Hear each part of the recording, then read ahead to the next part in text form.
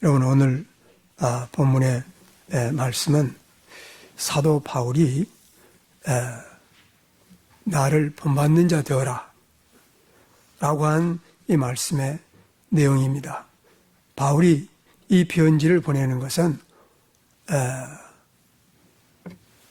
어떤 개인들과의 그 서신 소식을 전하는 그러한 왕래의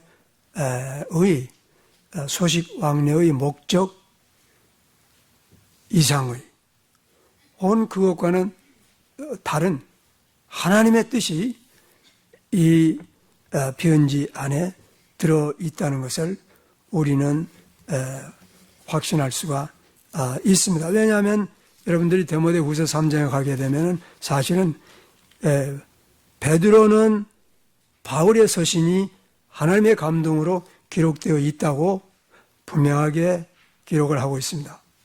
바울은 바로 그 말씀이 성경이라고 그랬고, 물론 바울이 구약의 말씀을 성경이라고 했습니다마는 한편으로 모든 성경은 그랬습니다. 그러면 신약에 있는 성경도 하나님이 하신 말씀이라고 단언을 하고 있습니다. 디모데후서 3장 16절에서. 그래서 바울의 이 기록은 바로 하나님의 감동으로 기록된 내용인 것을 우리가 성경에서 확인을 할 수가 있습니다. 그런데 바울의 이 서신 기록에 바울이 되풀이해서 너희들은 나를 본받는 자 되라고 기록을 하고 있습니다. 물론 이것은 말할 필요도 없이 하나님께서 바울의 마음을 감동해서 바울이 편지를 보내는 곳마다 성도들이 바로 바울의 본을 받도록 그렇게 뜻하신 하나님의 뜻이 들어있는 것입니다. 그래서 먼저 하나님의 뜻을 우리가 확인하는 것이 절대적으로 필요하다고 생각합니다.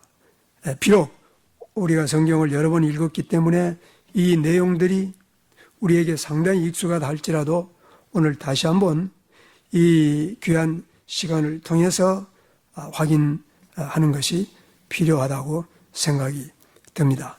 왜냐하면 이게 간절한 하나님의 마음이 바울의 마음에 전달된 하나님의 뜻이기 때문인 것입니다. 그래서 성경에 기록된 바울이 나를 본받는 자 되라고 한 내용들을 함께 살펴보도록 하겠습니다. 첫째, 고린도전서 4장 말씀에 보게 되면은 바울이 기록하기를 그러므로 내가 너희에게 권하노니 너희는 나를 본받는 자 되라. 이를 인하여 내가 주님 안에서 사랑하고 신실한 내 아들 디모데를 너희에게 보냈노니 그가 그리스도 안에서 행한 나의 행사 곧 내가 각처 각 교회에서 가르치는 것들을 너희에게 일깨워 주리라. 자, 이 말씀 중에서 우리가 기억해 두기를 원하는 것은 내가 가르치는 것과 나의 행한 것을 너희들에게 일깨워 주리라 라고 기록하고 있는 것을 보게 됩니다. 그러면 우리가 무엇을 본받아야 될 것을 하나님께서는 분명하게 제시를 해주고 있습니다. 바울이 가르치는 교리입니다. 하나님의 말씀입니다. 두 번째는 바울이 그 말씀에 따라서 어디에든지라고 했습니다. 가는 곳마다 산 삶의 모습을 본받으라는 것입니다. 우리가 지난번 데살로니가 전서에서 살펴본 바와 같이 데살로니가 전서는 바울이 기록한 가장 첫 번째 편지라고들 합니다. 그러면 가장 첫 번째부터 바울은 데살로니가 교인들에게 우리가 너희들 가운데 들어갔을 때 우리가 어떤 행실의 사람이었는 것을 너희가 아느니라 라는 말을 여러 번에 걸쳐서 되풀이하고 있는 것을 보게 됩니다. 그것은 바울이 절대 자기의 행실을 자랑한 것이 아니라는 것을 우리는 알고 있습니다. 그것은 신실하게 하나님께서 주신 말씀을 전했을 뿐만 아니라 자기가 전한 말씀을 따라서 행했던 그 삶의 모습을 보라는 것입니다. 그리고 그것을 본받으라는 것입니다. 고린도전서 11장 1절에서는 또한 내가 그리스도를 본받는 자 된 것 같이 너희는 나를 본받는 자가 되라.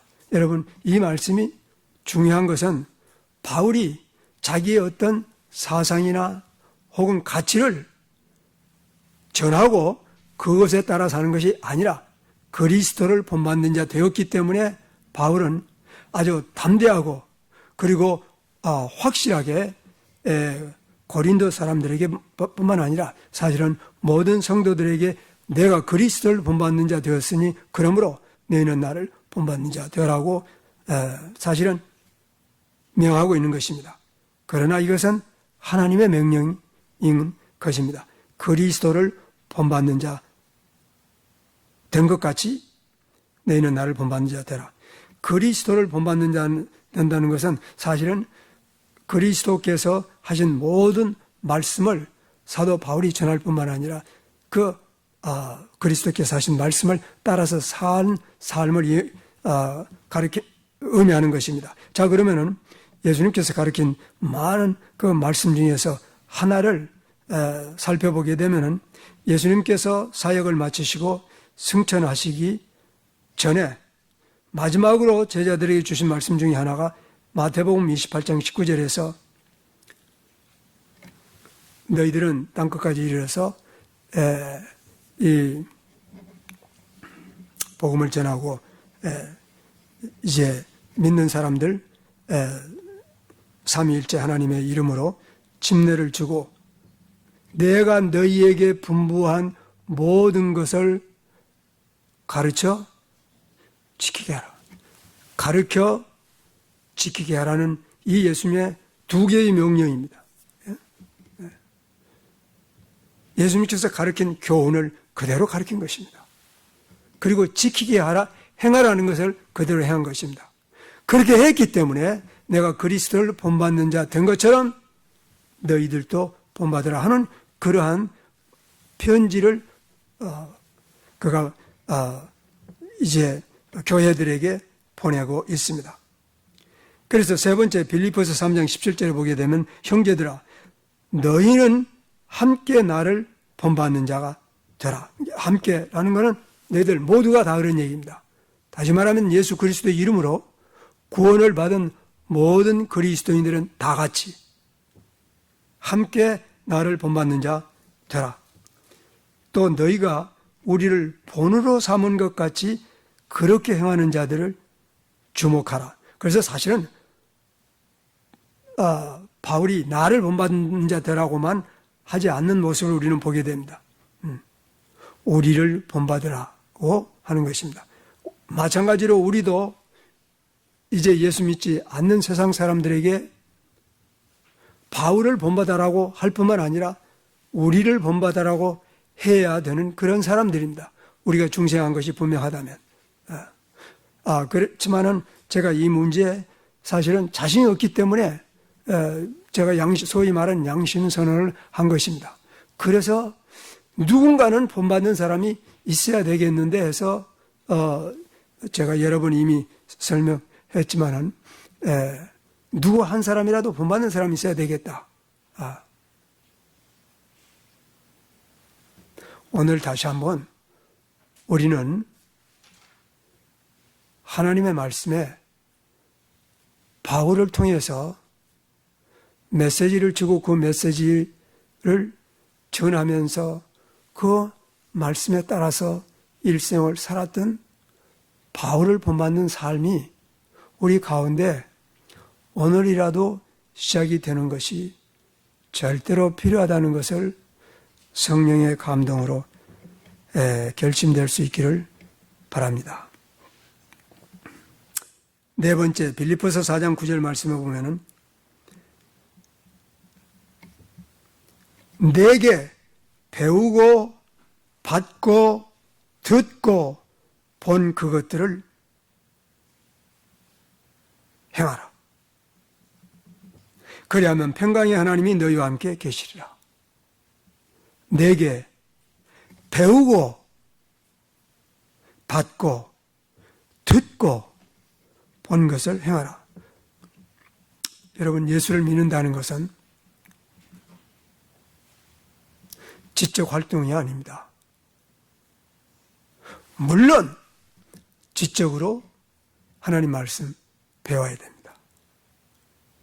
그러나 그것이 깨닫는다고 하는 이 지적 활동과 영적 활동이 함께 일어나서, 이건 성령께서 하시는 일입니다.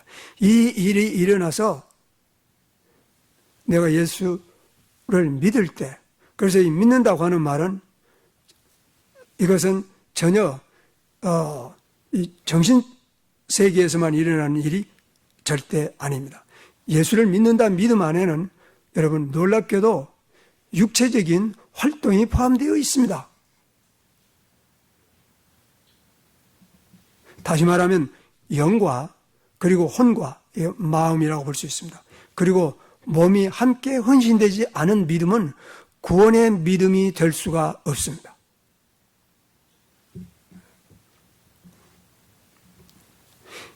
빌립보서 4장 9절에서 바울이 다른 말로 되풀이하고 있는 것은 번거로운 동일한 내용을 가진 말씀을 되풀이하는 게 아닌 것 같습니다. 내게 배우고 받고 듣고 본 그것들을 행하라.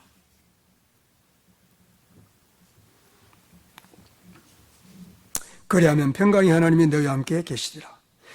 다섯 번째로 데살로니가 전서 1장 6절 말씀에는 또 너희는 많은 환난 가운데서도 성령의 기쁨으로 말씀을 받아. 다시 하나님의 말씀입니다. 말씀을 받아. 우리와 주를 본받는 자들이 되었으니 그러므로 너희가 마게도니아와 아가야에 있는 모든 믿는 자들에게 본들이 되었느니라. 이 사람들이 그리스도인들입니다. 여섯 번째로 데살로니가 후서 3장 7절에서는 너희가 어떻게 우리를 본받아야 할 것을 스스로 아나니 우리가 너희 가운데서 규모 없이 행하지 아니하였느니라 라고 얘기하고 있습니다.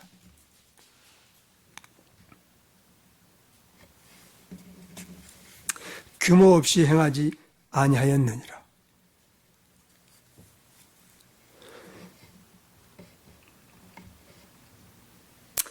일곱 번째, 데살로니가 후서 3장 9절에서는 우리에게 권리가 없는 것이 아니라 오직 스스로 너희에게 본을 보여 우리를 본받게 하려 함이라.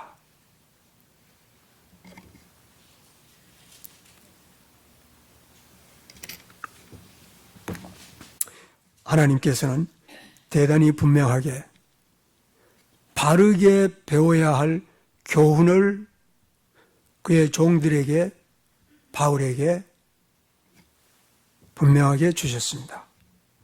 그리고 그의 종들은, 바울은 특별히 정직하게 이 말씀을 증거했고 또 바르게 살아야 될 행실을 그의 종들에게 명령하셨을 때 그의 종들은 신실하게 그 말씀에 따라서 살고, 그 다음에 바울은 그러므로 너희는 나를 본받는 자 되라고 하나님의 뜻을 따라서 편지마다 이 뜻을 전했던 것입니다.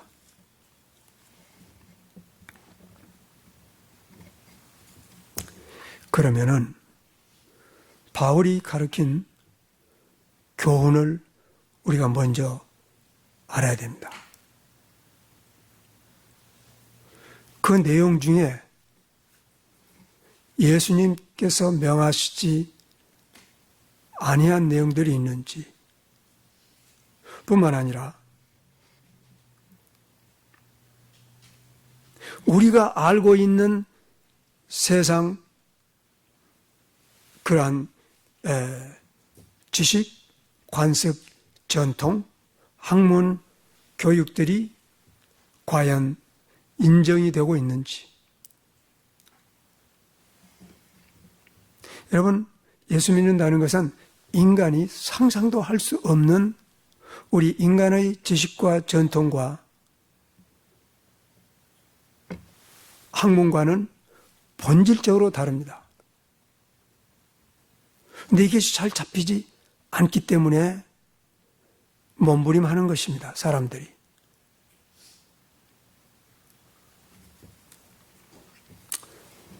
자,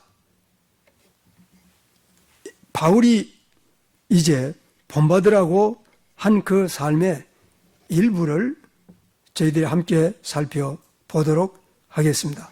이 부분은 지난주에 여러분들에게 집에 가서 숙제를 합시다 라고 제안했던 내용이기는 합니다.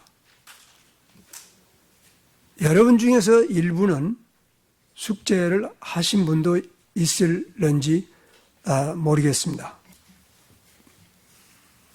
여러분, 이 교회가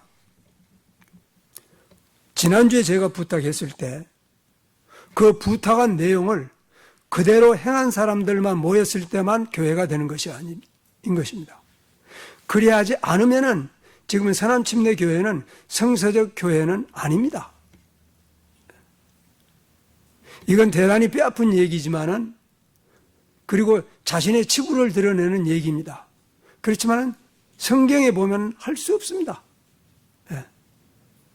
여러분들이 아시다시피 히브리서 13장 17절쯤 보게 되면은 너희들을 가르치고 인도하는 자를 순종하고 복종하라고 되어 있기 때문에, 만약에 사꾼 목사가 아닌 이상은 좀 어눌하고 어딘가 따사가 빠진 것 같다 할지라도 하나님께서 주의 종으로 세웠으면 주의 백성들은 일단 복종하게 되어 있는 겁니다. 이것은 영적인 관계를 의미하는 것이지 이 세상 사람들의 권력의 체계를 의미하는 게 아닌 것입니다.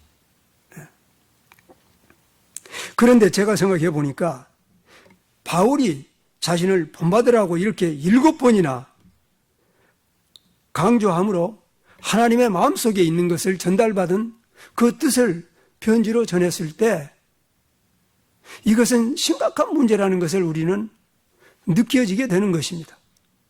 왜냐하면 우리는 하나님을 사랑하고 경외하고 한편으로 두려워하고, 그리고 우리는 절대 예수 믿는다는 것은 하나님의 말씀에 대한 것에는 절대 복종하는 것이 믿음이라는 것을 어딘가에는 들었고 배웠고, 그리고 우리의 마음속에 어떤 그 진정한 부분 속에서는 그것이 예스다. 하나님의 말씀에는 그 말씀이 일단 떨어지면은 그거는 이해하건 못하건입니다. 이해하건 못하건 일단 믿는 것입니다. 그것이 하나님의 말씀인 것이 확인이 되면. 그래서 바울의 이 삶의 모습의 일부를 살펴보면 사도행전 20장에 이렇게 기록하고 있습니다. 보라, 이제 나는 심령의 매임을 받아 예루살렘으로 가는데 저기서 무슨 일이 만날는지 알지 못하느라. 오직 성령이 각 성에서 내게 증가하여 결박과 혼란이 기다린다고 하나, 나의 달려갈 길, 곧 주 예수께 받은 사명, 곧 하나님의 은혜의 복음 증거하는 것을 마치려 하면은 나의 생명을 조금도 귀한 것으로 여기지 아니한다. 이것이 바로 바울이 예수님을 만나서 예수를 믿고 예수님을 따르기 시작한 바울의 삶의 모습의 일부입니다. 보라, 내가 너희 중에 왕래하며 하나님 나라를 전파하였으나 지금은 너희가 다 내 얼굴을 다시 보지 못할 줄을 아노라. 그러므로 오늘 너희에게 증거하노니 모든 사람의 피에 대하여 내가 깨끗하노니 이는 내가 꺼리지 않고 하나님의 뜻을 너희에게 전하였습니다. 그리고 35절에는 범사에 너희에게 모본을 보였노니 곧 이같이 수고하여 약한 자들을 돕고 또 주 예수의 친히 말씀하시는 바 주는 것이 받는 것보다 복이 있다 함을 기억하여야 할 것이라. 이처럼 바울의 본은 언제나 그리스도의 복음과 그리고 그 복음을 신실하게 전한 삶의 모습을 기록하고 있습니다. 다 같이 이 부분은 함께 보시러 합시다. 제가 일부 예배는 시간이 부족했기 때문에 이 두 부분은 집에 가서 봉독하십시오라고 숙제로 준 부분입니다. 고린도전서 4장 9절에서 16절까지 함께 보도록 하겠습니다.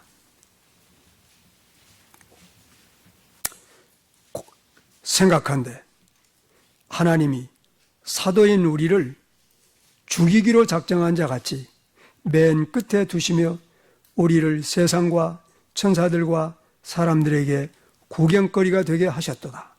우리는 그리스도의 연고로 미련하되 너희는 그리스도 안에서 지혜롭고 우리는 약하되 너희는 강하고 너희는 존귀하되 우리는 비천하게 되어 바로 이 시간까지 우리가 줄이고 목마르고 헐벗고 매맞으며 정처도 없고 또 수고하여 친히 손으로 일하며 모욕을 당하나 축복하고 핍박을 당하나 참고 비방을 받으나 기도하니 우리가 지금까지 세상의 더러운 것과 만물의 찌개같이 되었도다. 내가 이것을 쓰는 것은 너희를 부끄럽게 하려는 것이 아니오 오직 내 사랑하는 자녀같이 너희를 경고하려는 것이라. 그리스도 안에서 1만 스승이 있다 할지라도 아버지는 많지 아니하니 이는 내가 그리스도 예수 안에서 복음을 통하여 너희를 낳았습니다. 그러므로 내가 너희에게 권하노니 너희는 나를 본받는 자들이 되어라.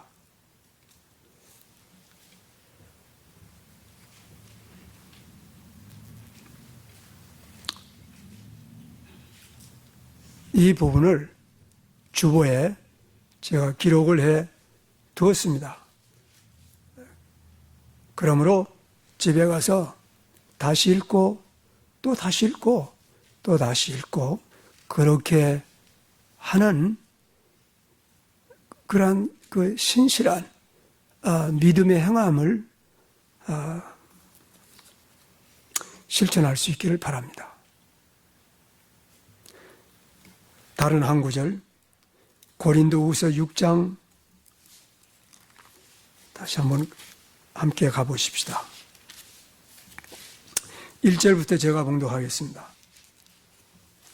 우리가 하나님의 동역자로서 고린도후서 6장 1절입니다. 또한 너희를 권하노니 너희는 하나님의 은혜를 헛되이 받지 말라. 이는 하나님이 이르시기를 은혜의 때 내가 너에게 응답하였고 구원의 날에 내가 너를 도왔도다 하셨으니 보라 지금은 은혜의 때요 보라 지금은 구원의 날이로다. 이 직책이 비방을 받지 않도록 무엇이든지 아무에게도 거리끼지 않게 하고 오직 모든 일에 많은 인내로 우리 자신을 하나님의 일꾼으로 자처하여 환난과 궁핍과 곤란과 매맞음과 갇힘과 소요와 수고와 자지 못함과 먹지 못함과 깨끗함과 지식과 오래 참음과 성실함과 성령과 거짓 없는 사랑과 진리의 말씀과 하나님의 능력 안에서 의의 병기로 좌우하고 영광과 모욕으로 악평과 호평으로 속이는 자 같으나 참되고 무명한 자 같으나 유명하고 죽는 자 같으나 보라 우리가 살고 징계를 받는 자 같으나 죽임을 당치 아니하고 근심하는 자 같으나 항상 기뻐하고 가난한 자 같으나 많은 사람들을 부욕케 하고 아무것도 없는 자 같으나 모든 것을 가진 자로다. 고린도인들이여 너희를 향하여 우리의 입이 열리고 우리의 마음이 넓혀졌도다. 너희가 우리 안에서 위축된 것이 아니라 오직 너희 자신의 마음속에서 위축된 것이니라. 내가 자녀에게 하듯 말하노니 이에 대한 보답으로 너희도 역시 마음을 넓히라. 너희는 믿지 않은 자들과 같이 멍에를 매지 말라. 의와 불법이 어찌 함께하며 또한 빛과 어둠이 어찌 사귀며 또한 그리스도와 벨리알이 어찌 조화되며 또한 믿는 자와 믿지 않는 자가 어찌 상관하며 하나님의 성전과 우상이 어찌 일치가 되리요. 이는 너희가 살아계신 하나님의 성전임이라. 하나님이 이르시기를 내가 저희 가운데 거하며 두루 행하여 나는 저희 하나님이 되고 저희는 나의 백성이 되리라 하심과 같으니라. 그러므로 주께서 이르시기를 너희는 저희 중에서 나와서 따로 있고 부정한 것을 만지지 말라. 그리하면 내가 너희를 영접하리니 나는 너희에게 아버지가 되고 너희는 내게 아들과 딸들이 되리라. 전능자 여호와의 말이라 하셨느니라.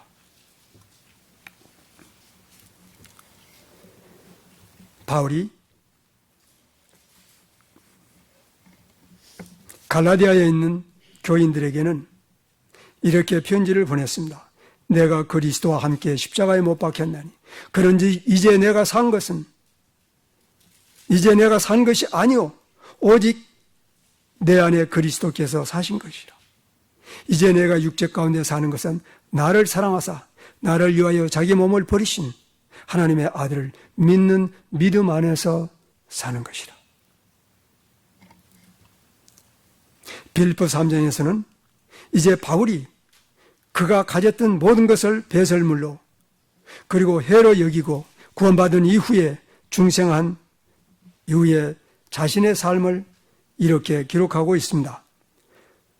그러나 무엇이든지 내게 유익하던 것을 내가 그리스도를 위하여 다 해로 여길 뿐더러 또한 모든 것을 해로 여기면 내 주 그리스도 예수를 아는 지식이 가장 고상함이라.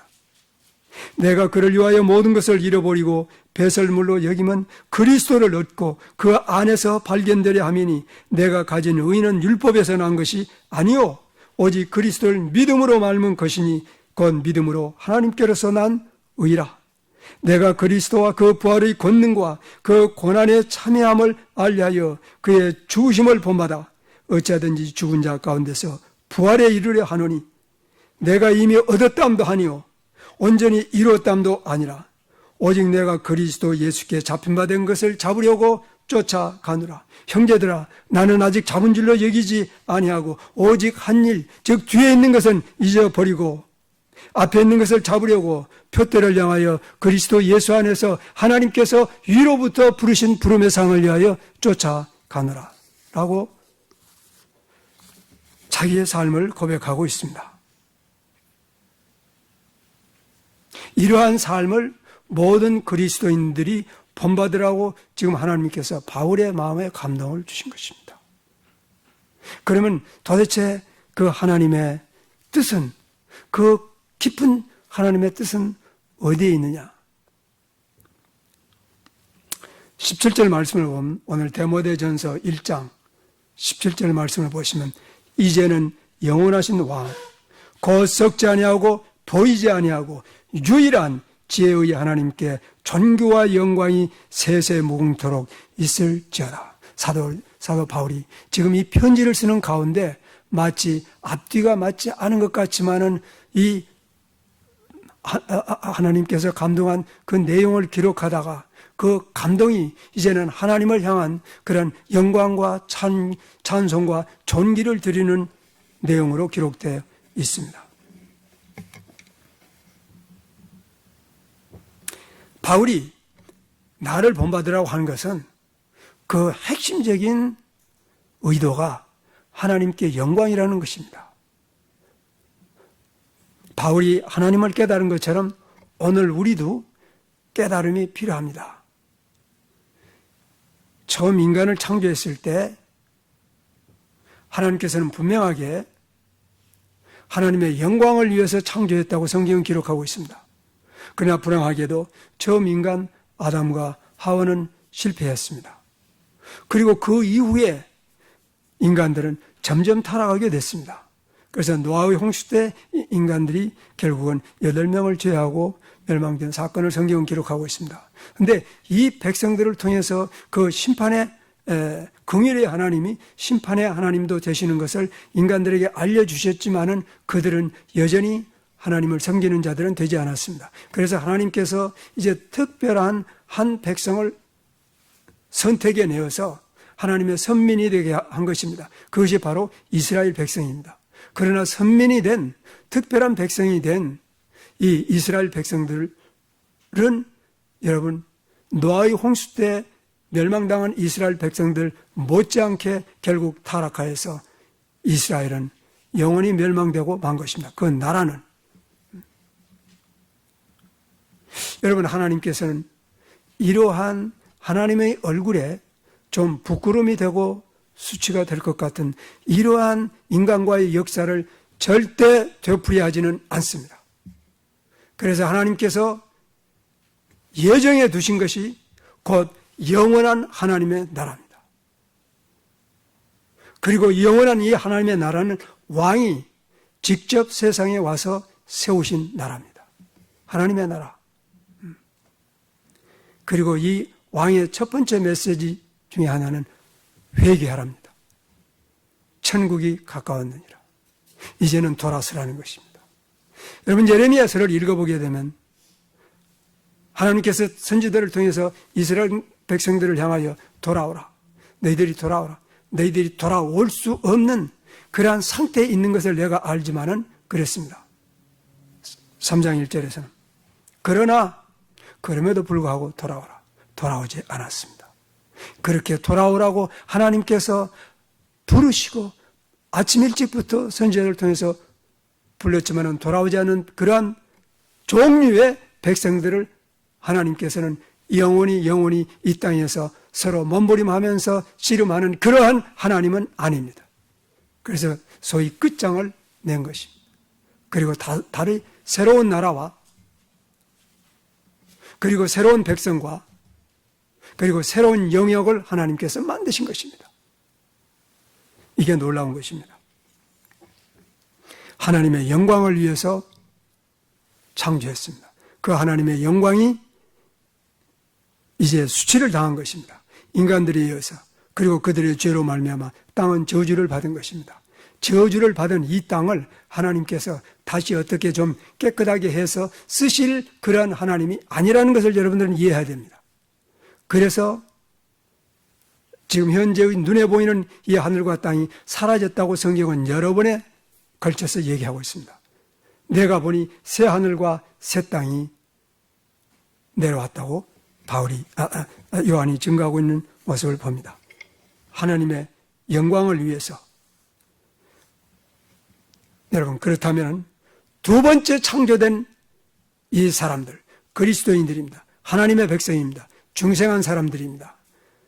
교회입니다. 이 백성들은 다시는 배신하지 아니할, 다시는 배반하지 아니할, 다시는 불순종하지 아니할 그런 사람들을 만들어 놓은 것입니다. 재창조입니다. 이걸 중생이라고 하는 것입니다. 중생은 수선이 아닙니다.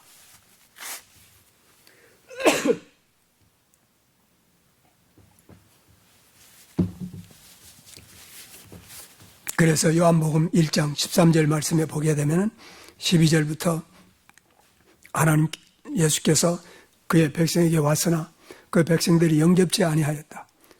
그러나 영접하는 자에게는 그 이름을 믿는 자, 곧 영접하는 자들에게는 하나님의 자녀가 되는 권세를 주신 것입니다. 하나님이 그냥 자녀가 되게 하신 것이 아닙니다. 하나님의 자녀가 된 권세를 주신 것입니다. 그리고 이들은 혈통으로나 혹은 육정으로나 혹은 사람의 뜻으로 나지 아니하였다고 성경 분명하고 있습니다. 혈통으로 나지 않았기 때문에 유대인 후손이 되었다고 하나님 자녀 되는 게 아닙니다. 폐해진 것입니다. 또 사람의 뜻으로 난 것이 아니기 때문에 결혼을 통해서 출생한 모든 사람들이 자동적으로 하나님의 자녀 되는 게 아닙니다. 중생해야 됩니다. 다시 말하면 재창조돼야 됩니다. 재창조의 목적이 하나 있습니다. 오늘 사도 바울이 이제는 영원하신 왕 곧 썩지 아니하시고 보이지 아니하고 유일한 지혜의 하나님께 존귀와 영광이 세세 무궁토록 있을지어다. 하나님께 하나님의 영광을 드리는 사람들로 다시 나라를 구성하신 것입니다.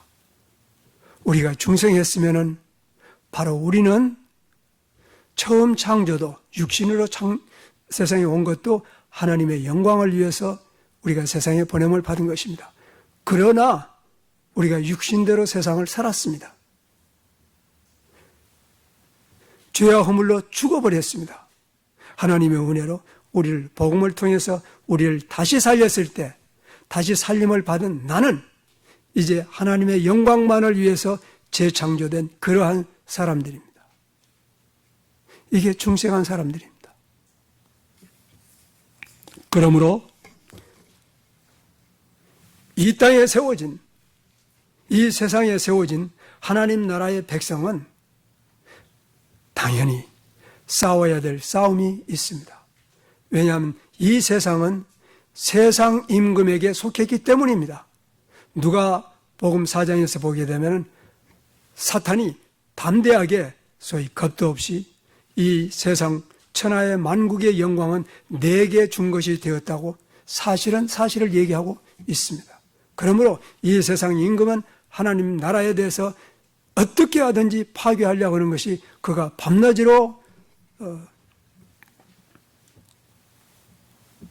수행하는 전제입니다.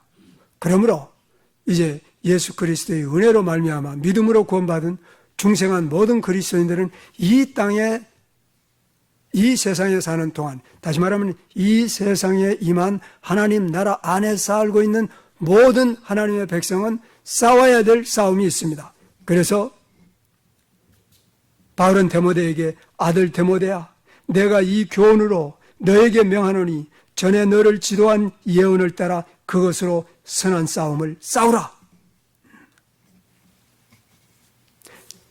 선한 싸움을 싸우라. 왜냐하면 이 세상은 아직 우리의 것이 아니기 때문입니다. 이 세상은 멸망할 것입니다. 그리고 멸망하는 그 방법이 베드로서에 보게 되면은 불로 멸망할 것이라고 성경이 분명하게 기록을 하고 있습니다. 그러므로 우리는 이 세상에 사는 삶을 성경은 행인과 나그네의 삶이라고 얘기하고 있습니다. 왜냐하면 이것이 영원한 우리의 나라가 아니기 때문인 것입니다. 우리는 이 세상을 주관하고 있는 이 세상의 주관자와 우리의 믿음을 지키는, 우리의 정죄를 지키는 극렬한 싸움이 있습니다. 이것을 성경은 선한 싸움이라고 얘기하고 있습니다. 그래서 그리스도인들이 싸워야 될 싸움이 있다는 것을 알아야 됩니다. 그러나 그 내용이 무엇인지 알아야 됩니다. 그것은 무기를 가지고 피를 흘리는 그런 싸움이 절대 아닙니다. 그리스도인들은 절대 무기를 들고 상대방 원수를 죽임으로 말미암아 승리하는 그런 승리를, 그것을 승리라고 하지 않습니다. 그리고 그것을 싸움이라고 한 것도 아닙니다. 왜냐하면 예수님께서 칼을 든 자는 칼로 망할 것이라고 했지 칼로 정복할 것이라고 하는 그런 말씀은, 그런 개념도 없습니다. 여러분, 지금 우리가 살고 있는 하나님의 나라는 2500년 전에 유대 나라가 아닙니다. 그들에게는 칼로 그 나라를 지킬 것을 명령을 했습니다. 그리고 칼로 정복할 것을. 여러분, 우리는 지금 유대 나라에 살고 있지 않습니다. 하나님 나라에 살고 있습니다. 이게 대단히 중요합니다. 물론 이것은 우리가 속한 국가가, 우리의 가정이, 우리의 생명의 터전이 이제 적으로부터 유린을 당할 때 우리 가족을 보호하지 말라는 그런 의미는 아닙니다. 그러나 무력으로 복음을 전한다는 것은 성경에서 절대 있을 수 없는 일입니다. 복음은 절대 무력으로 전파되는 것이 아닙니다. 왜냐하면 복음이라는 것 자체가 평화의 소식이기 때문인 것입니다. 물론 이 평화는 그 전쟁이 없는 그런 상태를 의미하는 것이 아니라 하나님과 원수되었던 관계가 화목해진 평안을 얘기하는 것입니다. 이것이 복음인 것입니다. 두 번째, 선한 싸움이라는 것에 대해서 이 싸움은 혈과 육에 대한 싸움이 아닙니다.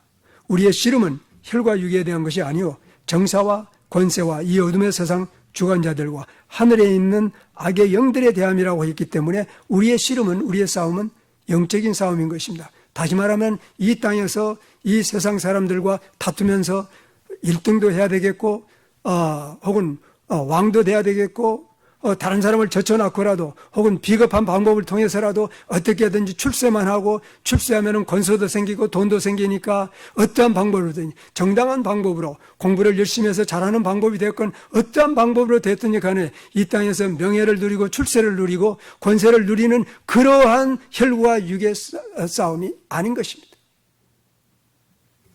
여러분, 중생이라고 하는 것은 근본적으로 가치관의 변화입니다. 세속적 가치관을 여전히 유지하면서 이 세상에 임한 하나님의 나라 안에서 살 수 있는 것이 가능하지 아니함에도 불구하고 가능한 것처럼 적당하게 말씀을 전하는 바울은 아니었습니다. 오늘 아까 조금 전에 고린도전서 6장에서 본 바와 같이 여러분, 어떻게 그리스도와 벨리알이 함께 할 수 있겠느냐? 빛과 어둠이 조화할 수 있겠느냐? 믿는 자와 믿지 않는 자가 멍에를 같이 멜 수 있겠느냐? 안 된다는 것입니다. 너희들은 그 중에서 나오라. 나는 너희의 하나님이 되고 너희는 나의 백성이 되리라고 한 그러한 메시지가 바울이 전한 하나님 나라의 메시지인 것입니다. 그렇다면 어떠한 싸움을 얘기하느냐?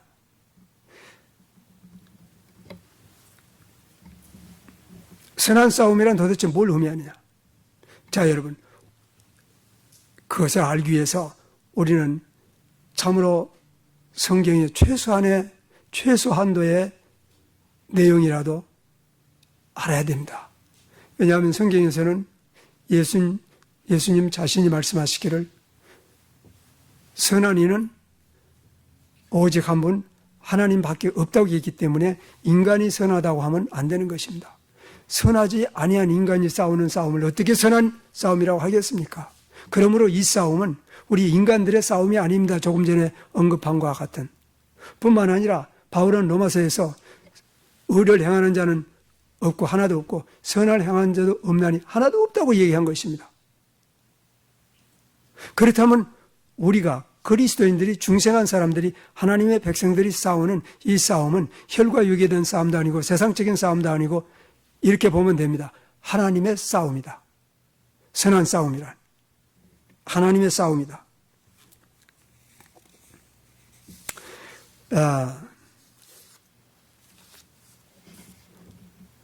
이게 중요합니다.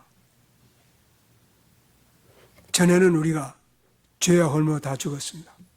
그리고 선을 행한다는 것이 곧 자기 자신의 명예와 세상의 출세를 위해서, 욕망을 위해서, 육신의 정욕을 위해서 싸운 사람들이었습니다.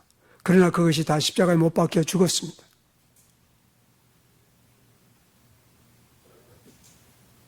우리가 전에는 그 가운데 살았으나 이제는 예수 그리스도의 십자가와 함께 나의 옛사람이 죽어버렸습니다. 그것은 죄의 몸이 멸하여 다시는 죄의 종이 되지 않게 하려는 하나님의 뜻을 하나님께서 나에게 이룬 것입니다.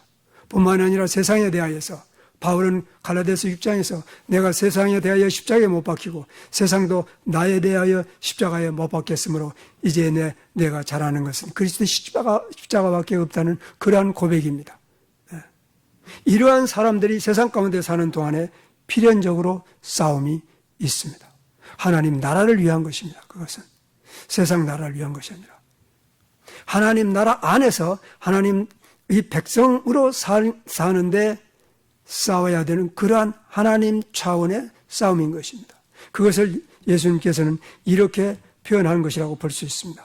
마태복음 6장 33절에서 너희는 먼저 그의 나라와 그의 의를 구하라. 근데 여기서 여러분 이건 작은 차이지만은 개역 성경에서는 너는 먼저 그의 나라와 그의 의를 구하라 이렇게 되어 있습니다. 그런데 여러분 비잔틴 성경에서는 너희는 먼저 하나님의 나라와 그의 의를 구하라 라고 기록이 되어 있습니다. 하나님의 나라와 여러분 성경에서는 때로 어떤 내용은 단 한 글자가 중요한 의미를 갖습니다. 하나님의 나라와 그의 의를 먼저 구하라는 것입니다. 그냥 구하라는 게 아니라 먼저라고 했기 때문에 다른 것은 배제되어 버립니다. 그래서 선한 싸움을 산다는 것은 이제 하나님의 백성들은 인생의 우선순위가 정돈되었다는 그런 뜻입니다. 그리스도인들은. 그래서 오늘 다시 한번 우리가 과연 나의 머릿속에는 지금 삶 속에는 계획은 심지어는 기도는 소원은 과연 어떤 우선순위가 있는지 그것이 정돈이 되었는지 순서가 바뀌면 안 된다고 성경을 기록한 내용을 먼저 구하라 한 이것이 정립이 되어 있는지 정돈이 되었는지 질서가 잡혀 있는지를 지금이라도 정돈해야 됩니다. 여러분 예수 믿는다는 것은 하나님의 나라와 그의 의를 구하기는 하는데 둘째나 셋째 구하는 건 아닙니다. 그건 예수 믿는 게 아닙니다. 그러나 오늘날 너무나 많은 메시지들은 그렇게 해도 하나님의 나라와 그의 의를 구하기만 하면 되는 것처럼 전하는 메시지들이 있을 수도 있습니다. 오늘 우리는 다시 한번 그러한 가짜 메시지에 나의 눈이 어두워지지 않고 나의 마음이 현혹되지 않도록 우리는 하나님의 진리로 눈이 밝혀지고 마음의 깨달음이 와야 됩니다. 그것이 쉬운 일은 아닙니다. 바울은 죽지 않으면 살기로 그 순서를 지키는 삶을 위해서 옥에 갇히기도 여러 번 하고 매도 맞고 줄이고 목마르고 헐벗고 돌에 맞고 태장으로 맞고 쉬운 게 아닙니다. 두 번째로 내려놓으면은 베드로가 예수님에게 질문한 것처럼 형제를 7번 용서하면 되겠죠? 그럼 신법입니다. 그래가지고 되는 게 아닙니다. 첫째는 첫째로 와야 됩니다. 이것이 정돈되지 않은 채 교회만 수십 년, 수백 년 다닌다고 해서 교인은 될는지 모르지만 그리스도인 되는 것은 아닙니다. 바울은 이 말씀을 전하고 죽든지 살든지 내 몸에서 그리스도의 이름이 존귀케 되기를 원하는 그러한 삶의 모습으로 하나님께서 정하신 그 믿음의 모습을 보인 것입니다. 그러므로 우리는 오늘 다시 한번 우리의 양심을 정돈해야 됩니다. 19절에 있는 말씀과 같이 믿음과 선한 양심을 가지라. 어떤 이들이 이 양심을 버리고 믿음에 관하여는 파선하였느니라. 여러분, 선한 양심, 이게 엄청나게 중요합니다. 그래서 다시 한번 이 선하다는 말의 의미를 우리는 하나님, 예수님 말씀에서 찾아야 됩니다. 선하신 이는 한 분 하나님밖에 없습니다. 그렇다면 여기서 선한 양심이란 하나님 생각하는 양심입니다. 하나님적인 양심입니다. 하나님을 생각하는 양심입니다.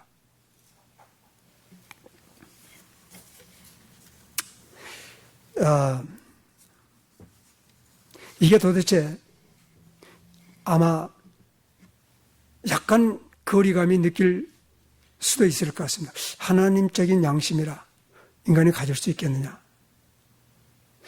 여러분, 다 같이 베드로전서 2장 19절 말씀을 살펴봅시다. 베드로전서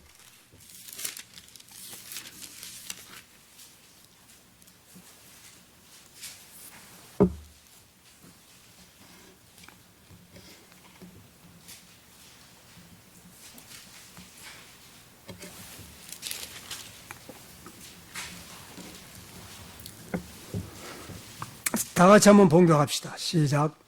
사람이 비록 억울하게 고난을 받고 하나님을 생각함으로 슬픔을 참으면 이는 칭찬할 만하다. 여러분, 여기에 선한 양심이 나와 있습니다. 근데 양심이란 말이 없잖아요. 바로 생각이라는 말이 양심입니다. 그래서 the conscience of God 그랬습니다. 다시 말하면은 하나님을 생각함으로, 여기서 생각함으로라고 번역된 것은 사실은 잘했다고 봐도 됩니다. 그러나 만약에 문자적으로 번역한다면 하나님의 양심으로 이렇게 번역하면 됩니다. 그러면 믿는 사람들의 양심은 무엇을 의미하느냐 하면 하나님을 생각하는 것이 믿는 사람들의 양심입니다. 나의 생각이 아니라 세상의 생각이 아니라 세상의 전통도 아니고 나의 부모의 전통도 아니고 나의 환경도 아니고 내 욕망도 아니고 육신도 아니고 하나님의 생각으로 생각하는 것이 하나님의 양심입니다. 하나님을 사랑하는 것, 하나님을 사모하는 것, 하나님의 말씀을 듣는 것, 하나님의 말씀을 순종하는 것, 이게 양심입니다. 선한 양심입니다.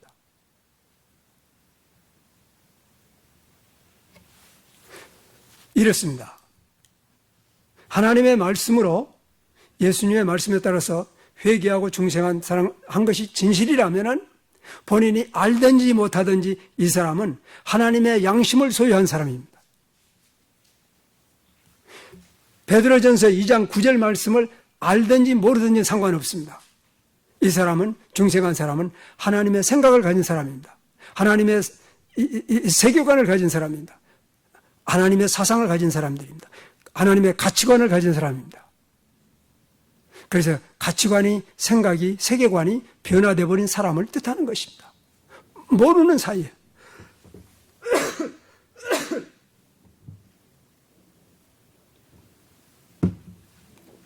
선한 양심을 가지라. 선한 양심을 가지라. 오늘 우리는 이 양심을 하나님께서 완전히 새로 창조하여 우리에게 주셨다는 것을 확신할 수 있습니다. 왜냐하면 우리는 새로운 피조물이기 때문인 것입니다. 여러분, 우리는 옛 양심으로 사는 사람들 아닙니다. 어떻게 그리스도인들이 살았기에 우리가 이런 얘기를 듣습니까? 저 사람은 그리스도인을 향해서 양심이 없어 한다든지, 예수 믿으려면, 저런 예수 믿으려면 차라리 내 무엇을 믿으라고, 이런 소리를 듣는 불행한 일들이 어찌 있을 수가 있겠습니까? 있을 수 없습니다. 바로 이런 사람들이 곧 양심을 버리고 그 믿음에 관하여는 파선하였느니라. 그 가운데 후메노와 알렉산더가 있으니 그랬습니다. 역사적으로 이런 사람들이 한두 사람이 아닙니다. 인류 역사상 최초로 8일 동안에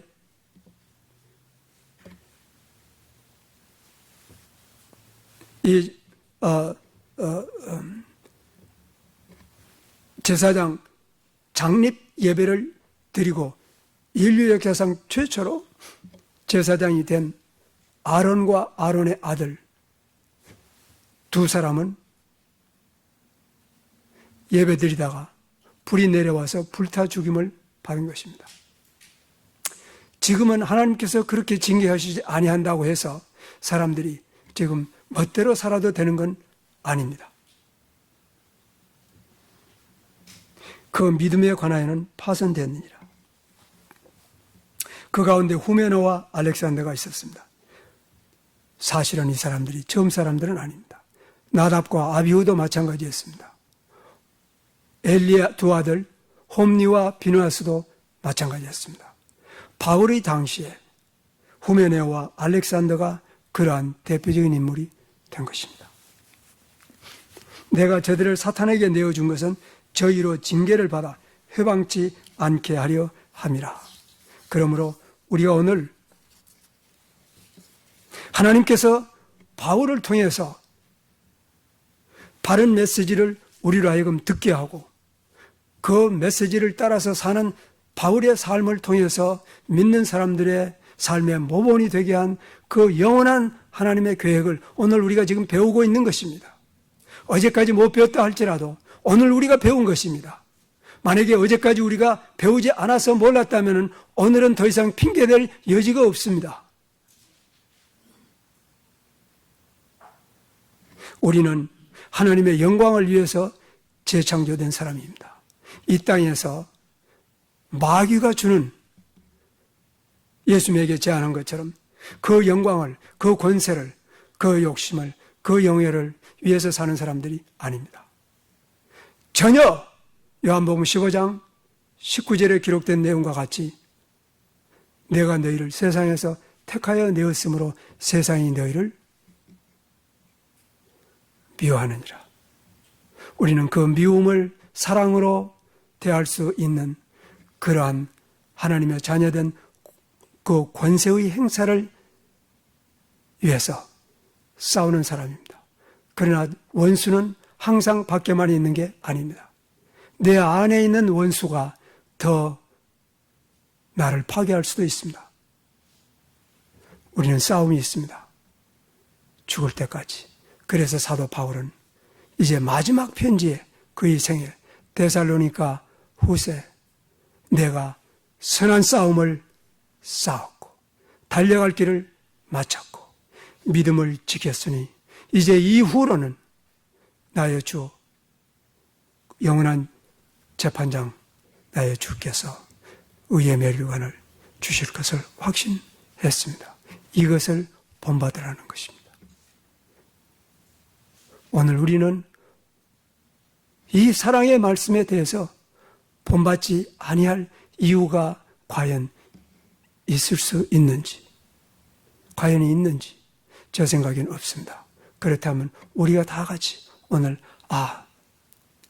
나의 인생은 내 것이 아니고 사도 바울이 살았던 삶을 본받음으로 말미암아 나의 창조주, 구속주, 하나님의 영광을 위해서 사는 삶을 위해서 재창조되었거나 아니면 재창조되어야 될 사람이로구나 하는 것을 신분을 확인하는 시간이 될 수 있기를 바랍니다. 기도하십시다. 다시 우리 하나님께 감사를 드립니다. 그것은 우리가 이 세상을 우리의 뜻대로 마음대로 혹은 세상 사람들대로 살지 아니하고 분명한 생명의 길이 있는 것을 제시해 주셨고 그 길로 들어오도록 초청하는 귀한 복음의 음성을 듣게 하여 주셨으니 감사를 드립니다.